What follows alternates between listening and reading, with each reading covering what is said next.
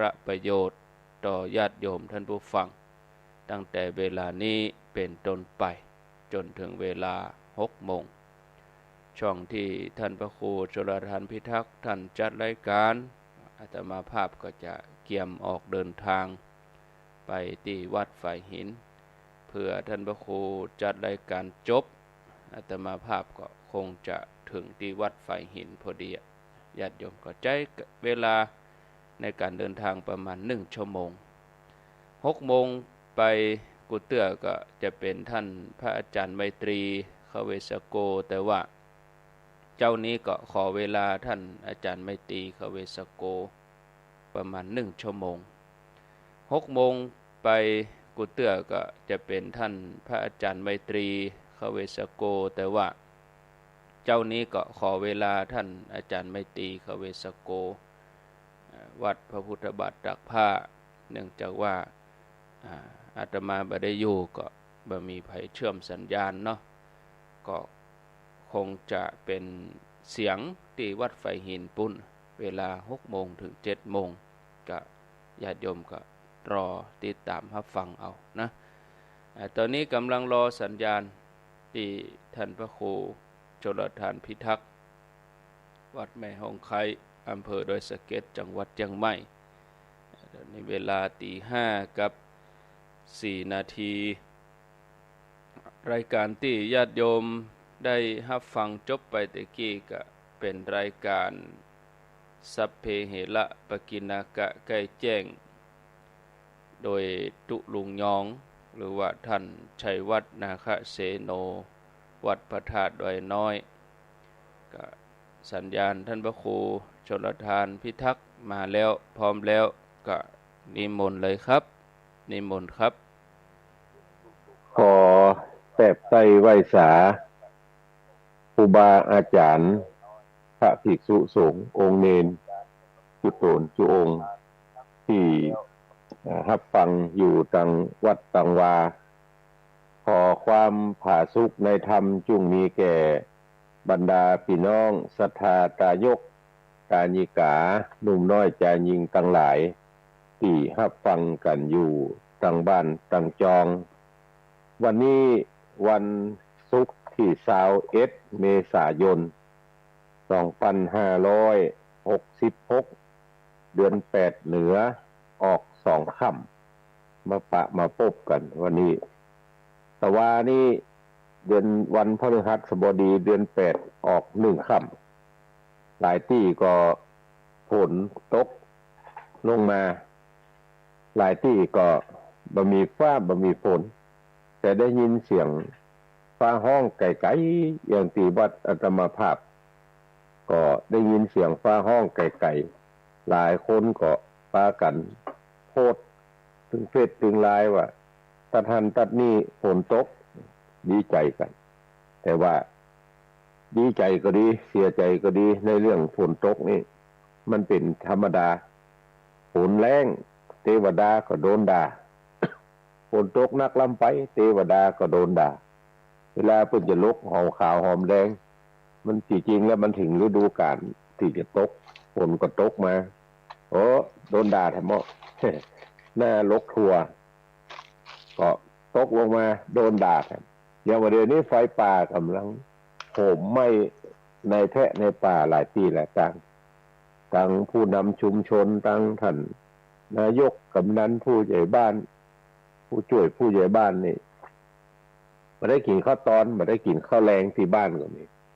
บางเทื่อก็เอาไปส่งด้วยกันในแพะบางเทื่อก็ลงมากินบางเทื่อก็กินข้าวเย็นอันที่ห่อไปนะช่วยกันดับไฟ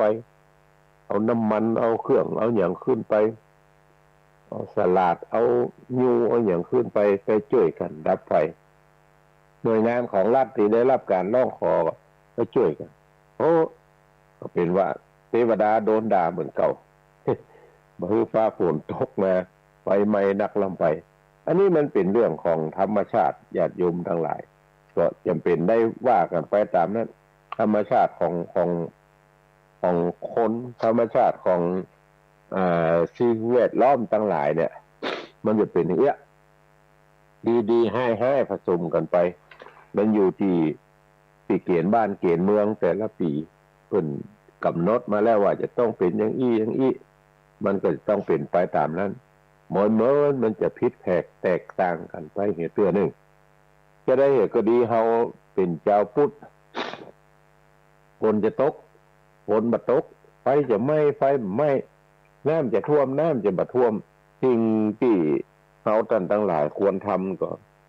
มีอยู่3อย่างคือทานรักษาศีลเมตตาภาวนาถ้าไผทำครบถึง3อย่างนี้ก็ปันที่จะได้ไปเกิดในจ้านฟ้าของในที่ผาเสดกว่ามนุษย์โลกมงคลเฮานี่ของตามบุญสมปานของแต่ละท่านที่ได้กตาธิการมาตั้งแต่อดีตมาตั้งแต่อดีตว่าสร้างมาจะได้พ่องแล้วก็จะต้องเป็นไปจะได้พ่องจังอีเป็นต้นดังนั้นก็ฮือเฮาท่านทั้งหลายตั้งอกตั้งใจทำตามคำสั่งสอนของพระพุทธเจ้าอย่างเดียวถึงจะได้อยู่เย็นเป็นสุขถึงจะได้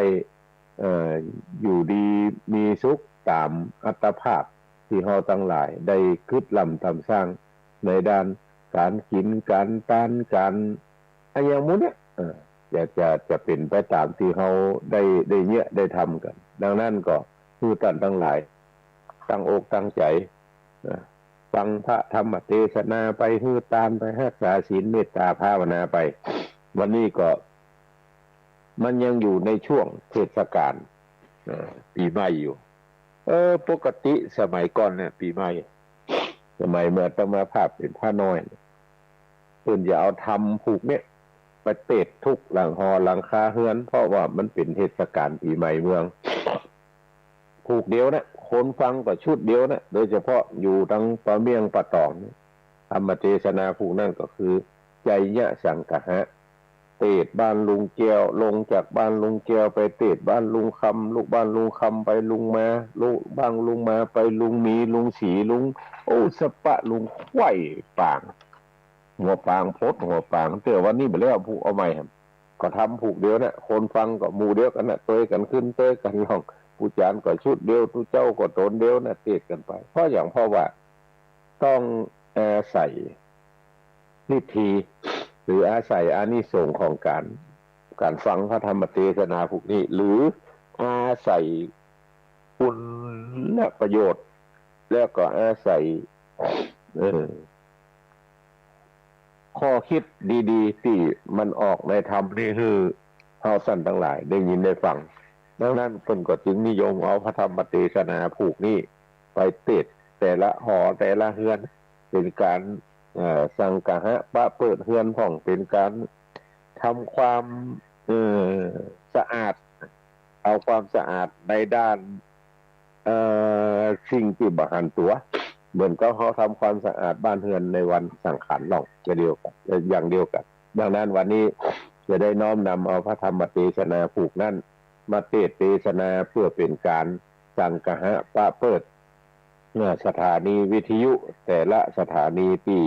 ลิงก์สัญญาณนี้ไปสู่ชุมชนต่างๆให้ท่านทั้งหลายได้ยินได้ฟังสืบไปนะโมตัสสะภะคะวะโตอะระหะโตสัมมาสัมพุทธัสสะตะตากุลาจาลาติติสัทธาเจตวันเนวิหาลันโตอิตังอันตันโนสัมภิกะทังกะเทสีสัทธาวาโหนายโกภะกวาติติปังเมื่อพระพุทธเจ้าแห่งเราเมื่อยังทรมานสถิตสำลานอยู่ในกันทกุดีส่วนอันว่าเจ้าภิกขุตั้งหลายได้500พระองค์ก็ยังพงจาเขียนซึ่งกันไปมาในโรงธรรมสภาศาลาวาอาวุโส ดูกันลาตานตั้งหลายเตอันว่าคนตั้งหลายในโลกนี้ก็ยังมาถัดลงเปียที่กังวลต่างๆกันยังไปตันแล้วเมื่อนั้นพระพุทธเจ้าก็ได้ยินโดยหูทิพย์แห่งตนแล้วพระก็เสด็จลีลามีลักษณะเนื้อตนอันงามจุแห่งมีวันนะเป่งลายเลืองพระบุญเหลืองยิ่งฟ้าตานก็วายนาซึ่งอารามมีลักษมีงามสายส่องทวนจุอันเป็นดังพระจันทร์เป่งในวัน15 ค่ำพร่ำปูนปานจิ้งผาบหมู่มานเสียงใดแล้วพระก็สาธิตนั่งเนื้อเต้นเกี่ยวอันเรื่องงามพระก็แสงจาถามเจ้าภิกขุตั้งหลายว่าภิกขเวดูกาลาภิกขุตั้งหลายอันมานั่งยังยายเจียนจ้าถึงโดยกะถาธรรมเยื่องใดยังไปตันแล้วดังพระตนแก้วมาจวนใส่นิจาต้านตั้งหลายลวดย่างไว้บ่เจียนจ้าเมื่อนั่นภิกขุสังฆาตั้งหลายก็จริงยอมือน้อมเก่าถวายไว้พระเจ้าวันตาว่าพันเตภะกวาข้าแด่พระพุทธเจ้าผู้ข้าตั้งหลายมาเจียนจาซึ่งคนตั้งหลายฝูงอันตะลงยังเปียที่ต่างๆกันสันนี้ก็มีแลพระพุทธเจ้าก็เทศนาว่าภิกขเวดูกาลาภิกขุตั้งหลายกูพระตถาคตปางเมื่อก่อนเมื่อยังหอนสร้างโพธิสมภารก็ได้โปรดตานตั้งหลายฮือหายภัยยะตั้งหลายก็มีได้แลเมื่อนั้นพระพุทธเจ้าเทศนาเต้าอันแล้วพระตนแก้วศรัทธาก็จะลงตุมหิภาวะอยู่บ่ปากก็มีแลนาเมื่อนั้นเจ้าภิกขุตั้งหลายตนฉลาดด้วยโวหารก็จริงนมัสการขาบไว้ว่าพันเตภะกวาข้าแด่พระพุทธเจ้าส่วนอันว่าธรรมเทศนาอันเป็นอาติตาดวงแล้วก็ยังบ่พาโกฏแก่ผู้ข้าตั้งหลายขอพระบุญพายจุงเทศนาเฮือพาโกฏแก่ผู้ข้าตั้งหลายจิ้มเตอว่าอันยามนั้นพระพุทธเจ้าก็นำมายังอธิตาธรรมเทศนาดวงแล้วมาเทศนาแก่ภิกขุตั้งหลายว่าอติเตกาเลภิกขเวปาตาลิบุตตานาคาเลจาติปลังตาริตัวนาคาลังอโหสีภิกขเวดูกาลาภิกขุตั้งหลายอติเตกาเลในกาละล่วงพ้นไปแล้วเสียงจิละการนานนักวันนั้นยังมีเมืองอันหนึ่งชื่อว่าปาตาลีบุตรว่าอันทัดแต่นั่นก็ยังมีบ้านอันหนึ่งส่วนว่าบ้านอันนั้นเป็นบ้านแห่งเศรษฐีตั้งหลายอยู่ที่สะหนใต้เมืองมีพระมารว่าได้ปันคะกุลจะและนาบานอันนั่นชื่อว่าปัญจสุภกามก็ยังมีคะกุลอันเป็นใหญ่กว่าตานตั้งหลายชื่อว่า มโคตมหาเศรษฐีมีลูก3 คนผู้พี่ชื่อว่าใจเนี่ยสลีอุดมผู้ทวน2ชื่อว่าสิมมา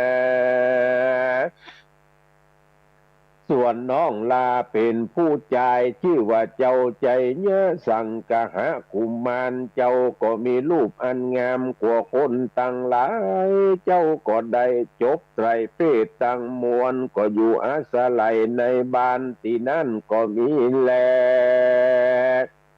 ส่วนว่าบ้านอันนั้นก็หาเปียที่กังวลบ่ได้สักอันก็อยู่สุขสดสดีจุเมื่อก็มีแลส่วนเจ้าใจเยอะสังกหะผู้นั้นเกิดมาอายุได้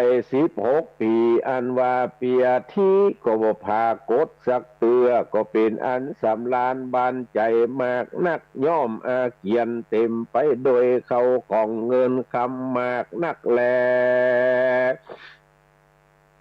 ส่วนว่าพี่ทั้ง2แห่งกุมารผู้นั้นก็ทะลงซึ่งรูปอันงามยิ่งนักเป็นติฮักแก่คนตั้งหลายตุกเมื่อกรรมอันนั้นก็ลือจะพาโคตไปถึงหูพญาตั้งหลายในสกาละจุมปูทีบตั้งมวลก็มีแลเหมือนนั้นเต้าพญาตั้งหลายก็นำเอามายังเครื่องสักการะปัณณาการของฝากแล้วก็นำเอานางตั้ง2นั้นไปตั้งไว้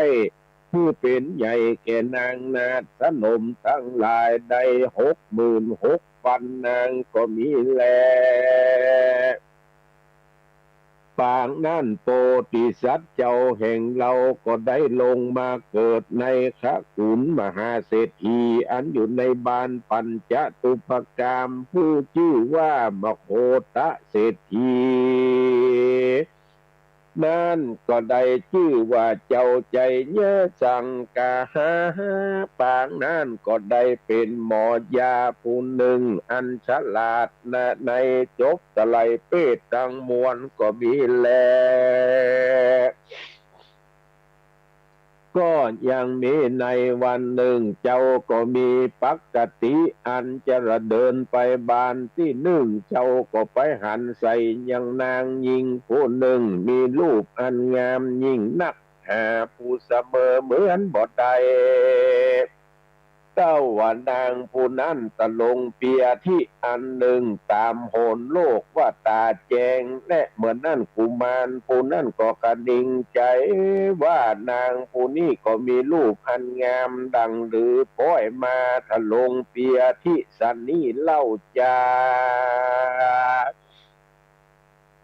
กันว่าเจ้าเล็งหันนางแล้วก็มีจิตสิเนหาอันฮักนางมากนักเจ้าก็มาผสมยาอันนึ่งกระทำโดยแก่นจันแดงตั้งมวลแล้วก็นำมาแต่งตามขุนแห่งตนโดยอนาถนามตั้งหลายแล้วคือคนในพระคุณอันเป็นพ่อแม่แห่งนางนั้นมาแล้วก็แปลงคันอันใหญ่แก่เจ้ากุมารสิ่งมีต้นว่าเตียนเล่มบาทกู้นึ่งเตียนเล่มเพื่องกู้นึ่งเตียนน้อย16 เล่มเงิน300เจียงเขาตอกดอกไม้เขาเปลือกเขาสารผ้าขาวผ้าแดงก็กระทำเป็นอาทิปติจุอันก็มากระทำรูปทั้งหลายมีตนว่าจ้างม้างัวควายเป็ดไก่หมูมาเสือหมีกวางฟานเต่านกปูหอยเนียวเนียงกันว่าแปลงพร้อมแล้วก็มาตกแต่งเป็นอานิจจการอันแล้วโดยไม่อและคาเขียวไฟดำตะแล้วจิตจันแล้วโดยกองไฟใหญ่จิตกองกันพร้อมแล้วก็มาแก่เลยปัดล่ำไรโดยติปประมลบท1ว่า โอมติปะสาหะมังสะดาบเทียนกาไววาวาดลูกเป็นเปียวไฟสลีกันใจกูเทียนนี้ภาพเมืองผีมาจุดาวบ่ลูกกี่เจนเต้าภาพกินมา101ภาษากูก็ภาพใดไตพื้นฟ้าเหนือนาแผ่นดินเก้าลิ้นกูก็เป็นน้ำเก้ากลางกูก็เป็นน้ำแม่ใหญ่กูจักไปออกท่วมหัวผีตายปลายลิ้นกูก็เป็นดาบเทียนกาภาพไตฟ้ากูเตี้ยงบอกขัวสร้างโอมสหปัตโตมังสวาหะโอมเปตจะลำแผ่นดินดำไว้วาสายตาผีขาดกับนีละคนดีถูไว้นีอย่าเอาตัวฝูงหมูตานตั้งผีมารและผีเข้มตั้งผียักษ์ผีเย็นอย่ามาไกลผีตายยากไล่จุงนีปันตั้งกลุ่มพันยากได้อันเตียวต้องพายจุงนีไปโอมสหปัตโตมังสวาหายโอมปัตโตเพตะสหจักกวโลพุทธมังกัลลาสักกัสสามิตัสสะเอเกจัมหิสังปวุธิขังนะมามิหังสวาหายสิโลมังสะเฮเฮกาเวติตันโตมัทธิยาโนยันโตตัสสะทันนะสิทธิสวิสะพะเลเอเตนะสัจจวัจเจนะ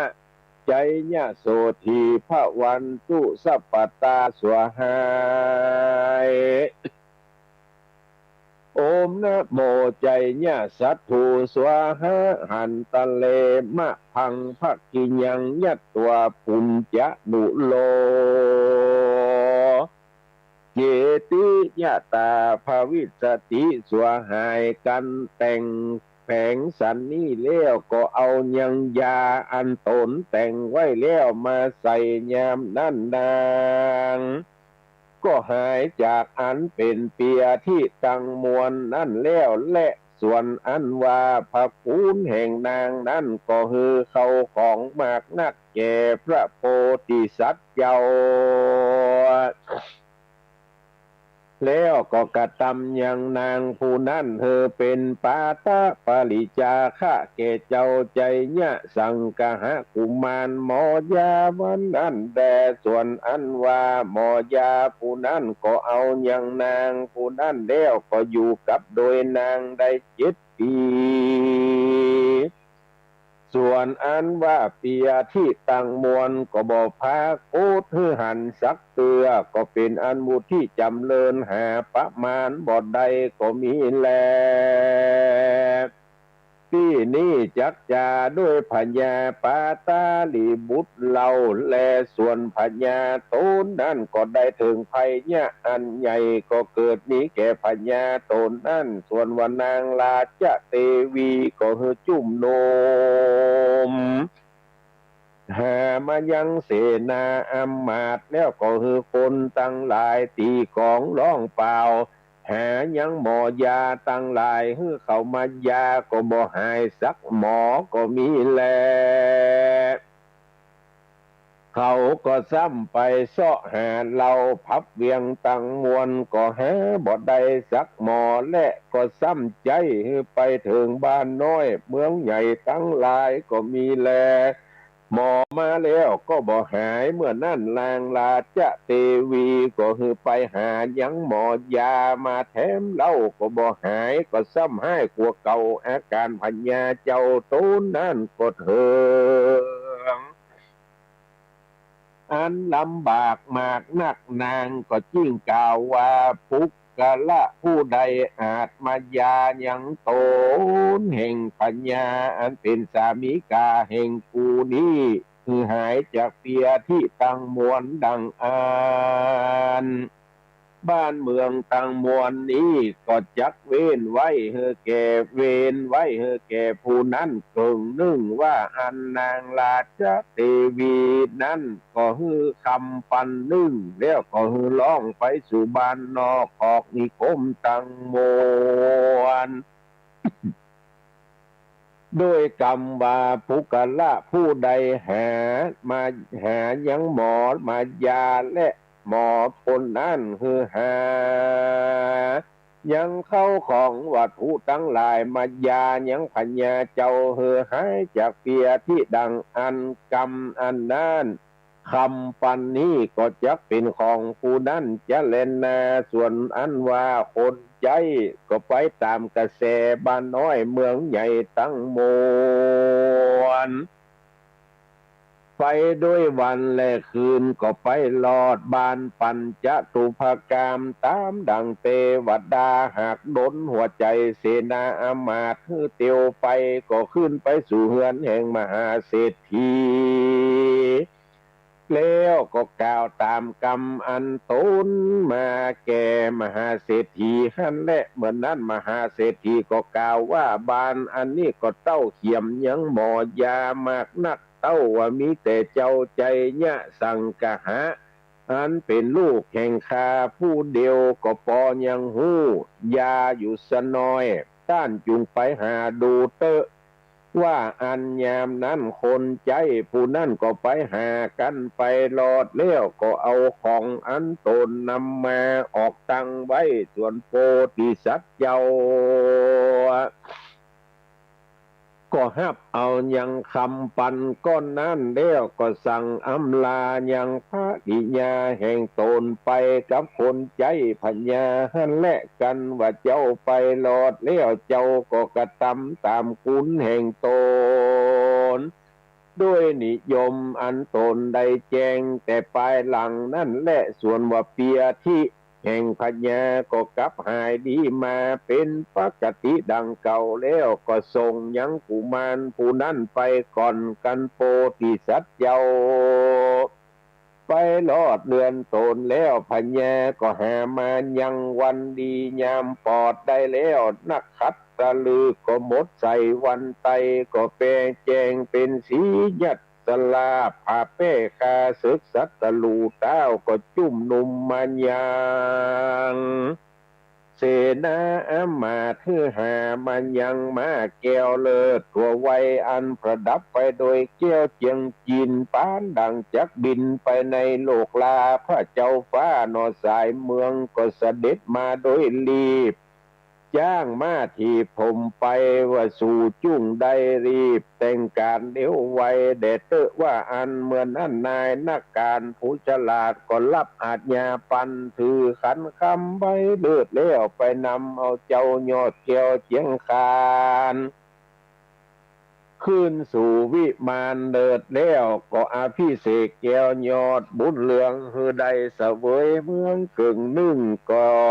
คือเจ้าอยู่ในภาษาเกี่ยวพังกาเป็นพญาในธนชาติกาละหากเติงตันพายลดแต่งเรืองลายพายวานซ้ายไปลอดขอรายจอกขับนีเลยอยู่บทใด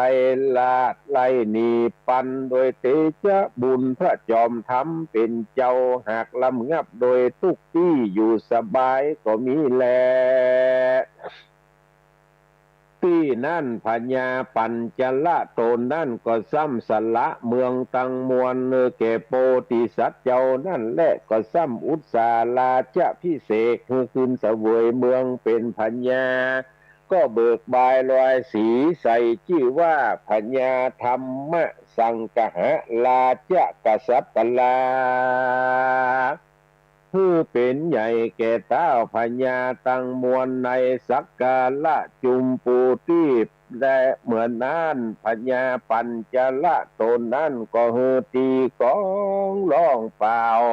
ไปจุบานน้อยเมืองใหญ่ตั้งมวลโดยกรรมว่าบัดนี้เป็นอาจญาพญาตนใหญ่จิวธรรมสังกหะลาจะกษัตตลา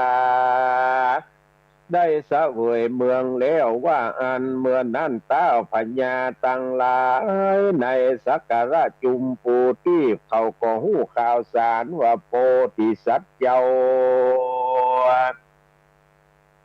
ได้เป็นพญาธรรมอยู่เสวยเมืองก็นำมายังปันนาการของฝากมิตนว่าจ้างม้าเงินคำเสื้อผ้าตั้งหลายมาน้อมถวายแก่โพธิสัตว์เจ้ามากนักมหาสัตโต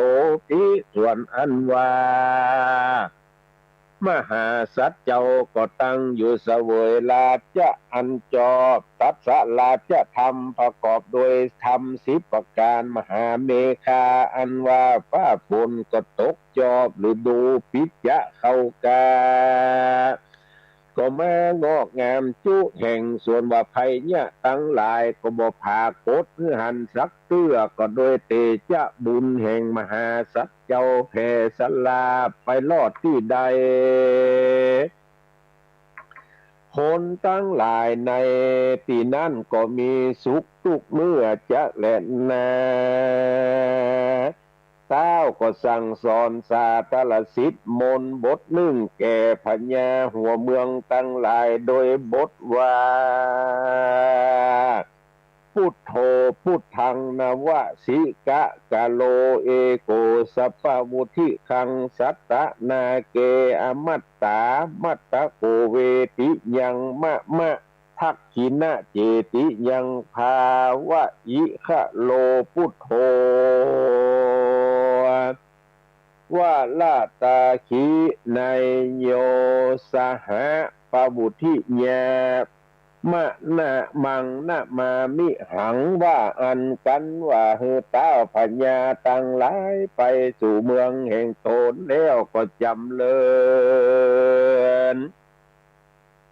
สั่งว่าสวัสดิญายังสาตรสิทธิ์อันมหาสัตว์เจ้าเฮเกตนไปนั่นจุวันส่วนว่าภัยเนี่ยเปียที่ตังมวลก็บ่พาโกดหือหันสักเตือส่วนว่าบ้านน้อยเมืองใหญ่ตังมวลก็อยู่สวัสดีหาภัยเนี่ยบ่ใดแม่นว่าคาเสิบจักมากระตำร้ายก็บ่มีแม่นว่าโจรมาลาวีก็บ่พาโกดหันสักเตือก็เป็นนาอันอยู่สวัสดีก็มีเลนนาพิกเวดูกลาภิกขุทั้งหลายกูพระตถากัสสะปางเมื่อก่อนยังคงต้วนเตียวไปมาในวัฏสงสารปางเมื่อเป็นพญาใจเนี่ยสังกหะวันนั้นกูก็ยังได้โพดภูมิสัตว์ตั้งเต้าพญาและคนทั้งหลายเหือหายจากเพียที่ตั้งมวลโดยสิบประคุณแห่งตนเราก็มีแลในกาลยามนั้นมหาสัตว์เจ้าก็เหือตานรักษาศีลเมตตาภาวนาไปใจตามภาวะอันตนได้เป็นใหญ่ก็เป็นอันรุ่งเรืองไปทุกขอกพับสลอกบ้านเมืองแห่งตนเป็นอันบุตรที่จำเริญโดยเขาของสัมปติมากนักมหาสัตว์เจ้าก็มีใจมักให้สร้างแปลงยังวัดวาอารามเจ้าก็ฮือคนทั้งหลายตีกองร้องเปล่าโดยกรรมว่าพญาเจ้าแห่งเราจักไปสร้างแปลงยังมหาเจติเนี่ยและวัดวาอารามเมื่อเป็นขัวเป็นหาวกายคืนเมืองฟ้าว่าอันเตมหาจนาเมื่อนั้นคนทั้งหลายมีเสนาอามาตย์เป็นตนก็เอากันไปสู่สำนักแห่งพญาก็ฮือหามายังเสนาจ้างเสนามาเสนารถเสนาเตียวตีนมาแล้วก็เอากันออกจากเวียงไปนั่นแหละส่วนว่ากันว่าไปหลอดแล้วเจ้าก็ฮือสร้างแปลงบัวละมวลแล้วคือว่าติลุก็ฮือคำที่ตำก็ฮือสร้างแปลงที่ดีมาเป็นปกติแล้วก็บ่เต้าแต่นั่นเต้าก็ฮือเขา ตั้งหลายผดับผดาโดยหักและหางอันผจิตแล้วโดยเกวเจ็ดประการนั้นประมาณว่าได้7 เดือนด้วยบุญแก้วโพดผาลมสมบัติบ่แยกไล่ยุตั้งใดจกจ่ายเป็นตาล7 วัน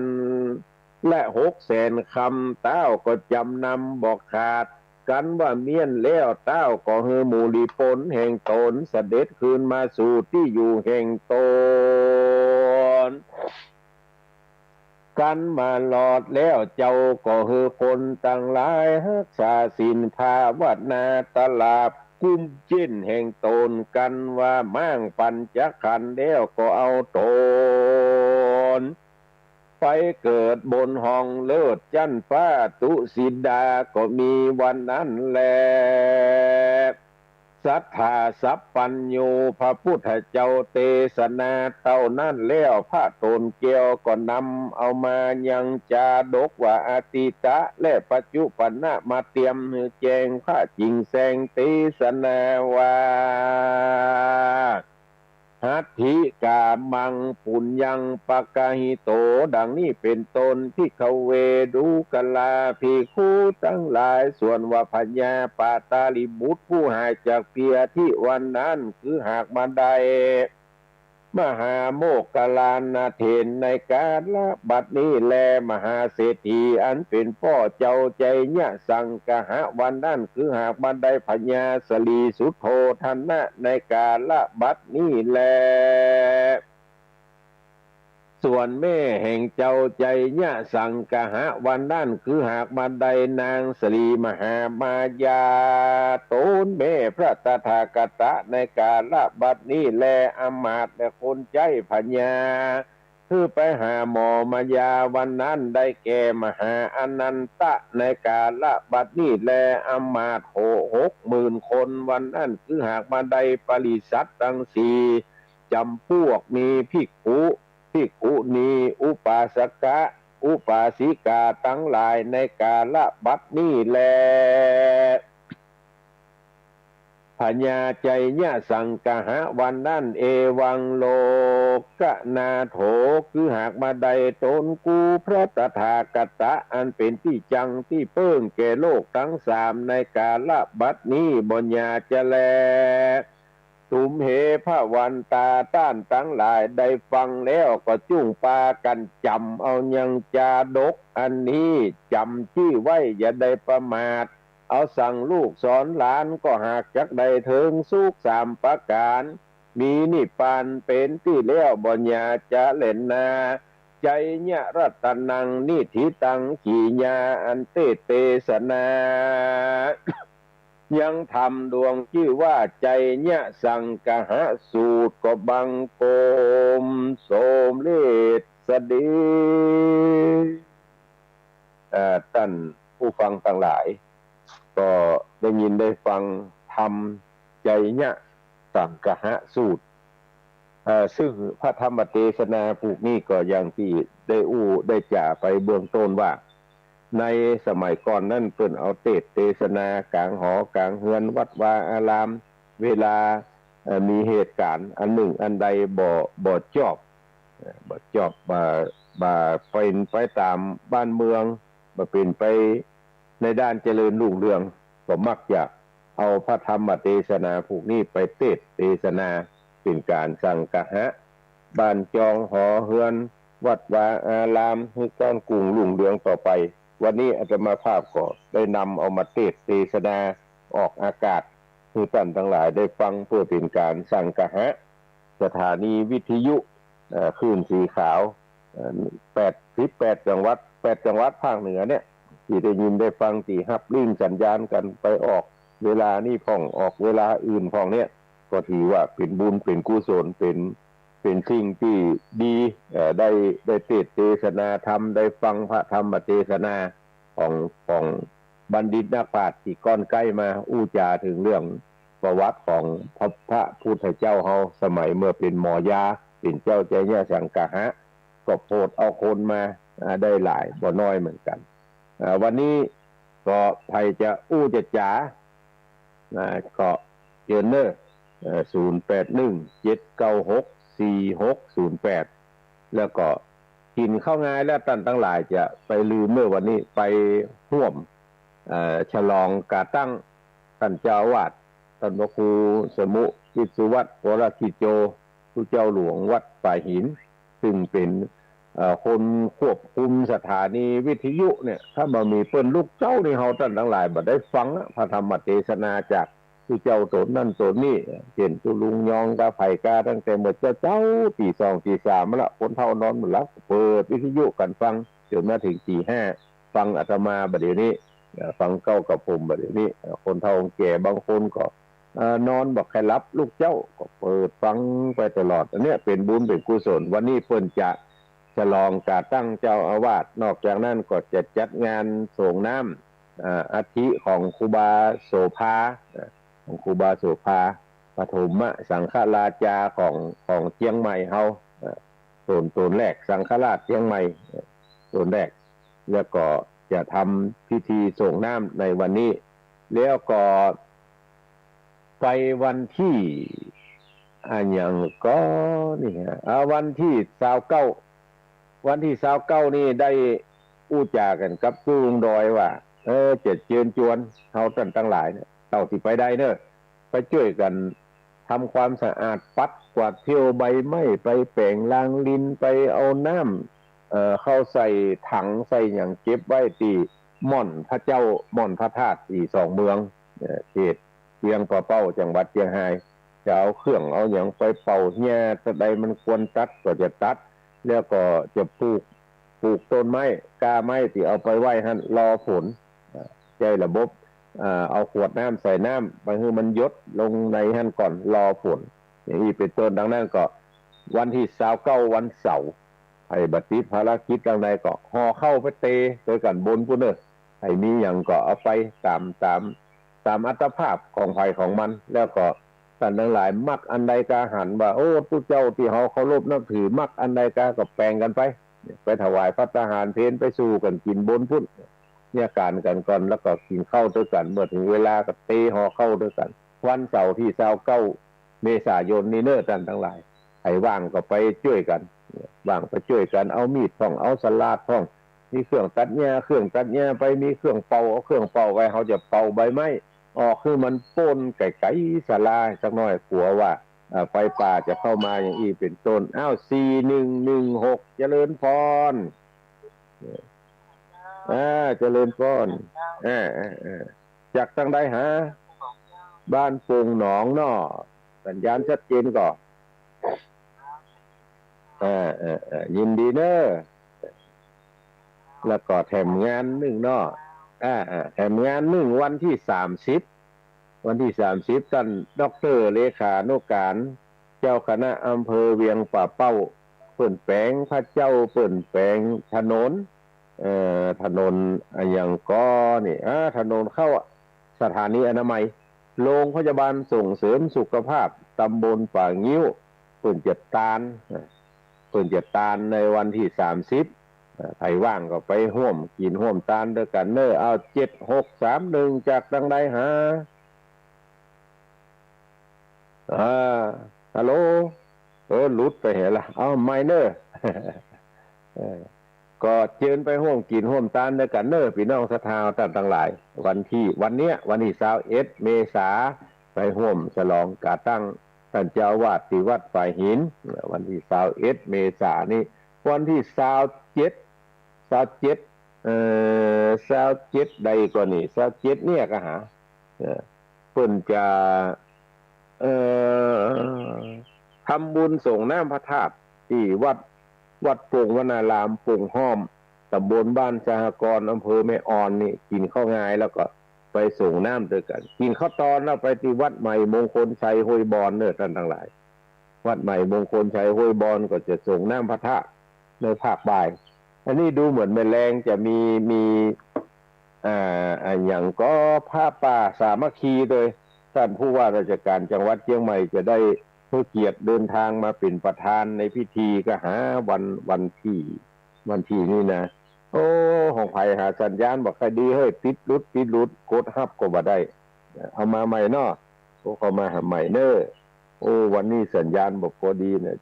7631เนี่ยของไผ่โบเนี่ยสองข้างละอ้าวติดละตอนนี้ฮัลโหลเฮ้อ๋อยายปันปากคาเนาะปันปากคาใกล้ดีกว่ายายแควนน้อยโมทนาเนอะยินดีเด้ออุ้ยเนอโมทนาอ้าวสายต่อไปเหลือเวลาทำสักเล็กสักน้อยสายต่อไปพอจะโทรมาก็โทรมาเนอะแล้วก็ยังมีแถมหลายที่หลายต่างเนอะวันที่1 พฤษภาคมนี่ก็จะทำบุญส่งน้ำพระธาตุ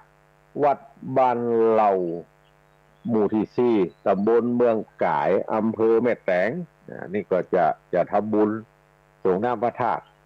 แล้วก็วันที่4 พฤษภาคมที่วัดป่าป้องชยาลังกาอันนี้ก็จะมีพิธีสืบโหราจตาตัวเนื้อท่านทั้งหลายพี่น้องที่อยู่ป่าป้องที่ฟังอยู่ก็คงจะรับทราบกันดีแล้วว่าท่านเจ้าอาวาสท่านพระปลัดเชี่ยวชาญสุวิชาโนจะสืบชะตาบ้านชะตาจองเพราะวันนั้นปีใหม่บัดได้สืบชะตาสักกรรมก็จะสืบชะตากันวันที่เนี้ยที่ว่าเนี้ยวันที่4 พฤษภาคมอะโหลตั้งใดหา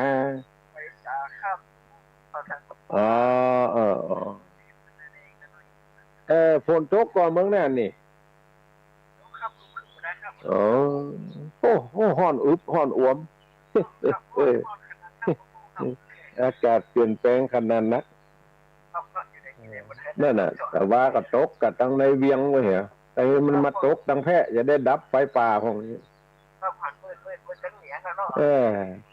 นี่ก็เสียงฟ้าห้องนั่นน่ะนายทำว่าอย่างก็ว่าจะได้ยินเสียงฟ้าเดือน8ออก7ค่ำแต่ว่ากำลังออกค่ำใส่แล้วขลึ่ง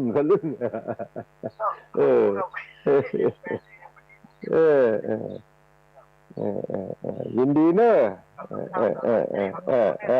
ยินดี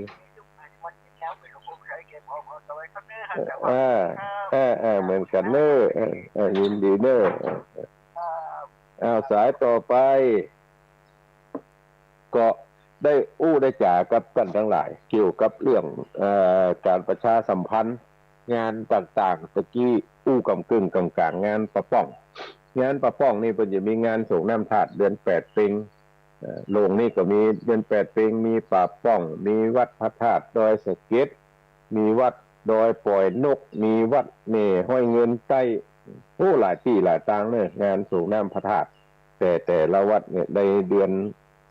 8เป็งเนี่ยเดือน8เป็งเนี่ยเดือน8ออก8ค่ำก็มีหลายที่หลายต่างอย่างที่ว่าที่มีโป่งห้อมโป่งวนารามตำบลบ้านสหกรณ์อำเภอแม่ออนวัดใหม่มงคลชัยห้วยบอนตำบลแม่โป่งอำเภอดอยสะเก็ดก็แห่งหลายที่หลายต่างเนี่ยจะจัดงานประเพณีส่งน้ำพระธาตุก็ปีนี้โอกาสดีละก็จัดงานกันได้เต็มที่ละถึงแม้ว่าโลกมันบ่หายไม้แฟนไปจากเมืองเขาบ้านเขาเมืองเขาก็อันนั้นก็ปล่อยเป็นเรื่องของโลกไปเขาก็จะทำบุญสุนทานก็ทำไปเนี่ยตามมาตรการที่เพิ่นบอกไปเถอะว่าเวลาจะจัดงานเถอะเนี่ยจะนี่เนอะเขาก็เนี่ยไปตามนั้นก็ใช้เวลาของสถานีมาก็หันว่าสมควรแก่เวลาละจะคืนเวลาให้สถานีไปฟังตังวัดฝ่ายหินถ้าการถ่ายทอดสัญญาณในตอนนี้พร้อมแล้วก็นิมนต์ท่านพระมหาสมชาติกาตปัญโยซึ่งไปลงหลักปักฐานที่จะประชาสัมพันธ์โฆษณาประชาสัมพันธ์เชิญชวนเฮาท่านทั้งหลายไปร่วมทำบุญอยู่ที่หั่นละตั้งแต่ตะวาวันซืนมาแล้วก็จะคืนเวลานี้ให้สถานีวิทยุได้ฟังการส่งสัญญาณทางวัดฝ่ายหินรายละเอียดเพิ่นจะเนี่ยอย่างห้องตะกี้กับผมอาตมาภาพก็ได้แต่บอกว่าเพิ่นจะจัดงานทำบุญฉลองกะตั้งท่านเจ้าอาวาสในวันนี้ก็ขอความผาสุกในธรรมจงมีแก่บรรดาพี่น้องศรัทธาตายกตาญิกาทั้งหลายเพื่อได้มีอายุมั่นขวัญยืนอยู่ก้ำจูดูยังวรพุทธศาสนาดูต่างจีนดูต่างไว้ ดูตั้งใจจ่ายเตตานเหมือนกันจุผู้จุคนจัตตาโลธรรมาวัฏันติอายุวันโนสุขังปะ